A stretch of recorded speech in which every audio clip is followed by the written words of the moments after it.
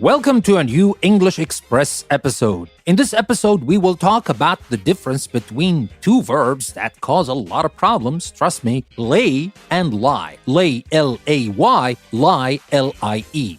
You can find the transcript of this episode on my website, EnglishPlusPodcast.com. There's a link in the description, of course. But better yet, if you are a premium subscriber on Patreon, you will get exclusive episodes, series, and resources to take your English and learning to the next level. You can find the links you need in the description of the episode. Now, without further ado, let's talk about the difference between lay and lie.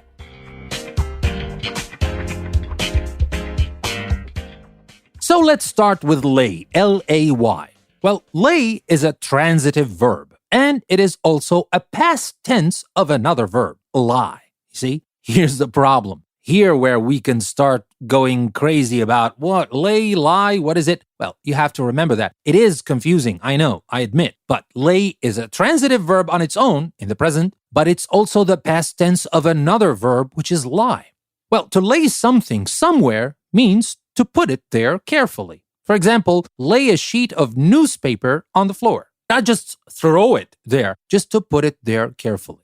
Now, the other forms of lay are lays, laying, and laid. For example, Michael lays the box on the sand gently and looks at me. Or, I couldn't get a taxi, she said, laying her hand on Nick's sleeve. Or, she laid the cigarette in the ashtray. Now, remember, all of these are transitive verbs, so you can see that we have an object. We said, lays the box. Michael lays the box. She said, laying her hand. That's an object. Or, she laid the cigarette. There's an object as well. So remember, lay, if you want to use it, you need an object with it because it's a transitive verb. That's the meaning of a transitive verb. So that was about lay. What about lie? Used as a verb, obviously. Lie is an intransitive verb with two different meanings. And here, just to mention it, transitive verb, what does that mean? That means you need an object. Intransitive verb, that means you can't have an object with it, right? But let's go back to lie, which is an intransitive verb. You have two different meanings with lie.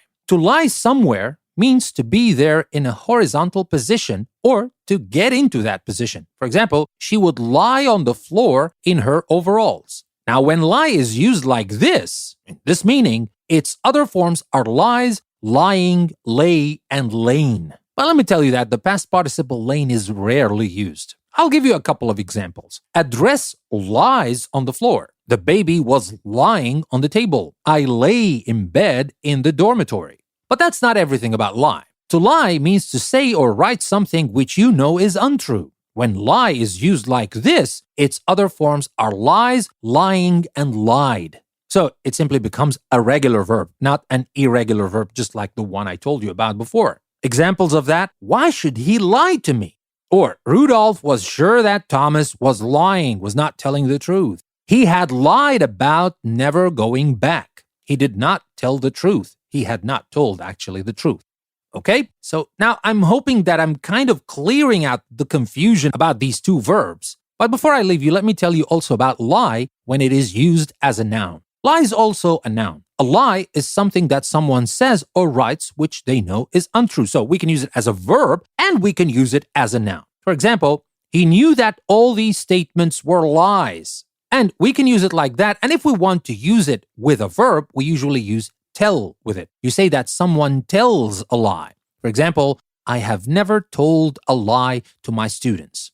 So that was everything I wanted to share with you in this English Express episode about the difference between lay, L-A-Y, lie, L-I-E. Don't forget to visit my website, EnglishPlusPodcast.com, not only for the transcript, you can also check on the great learning opportunities you can find there. There is the Activity Center with daily fun activities, quizzes, and logic and math puzzles, and there's a lot more available only to premium subscribers on Patreon.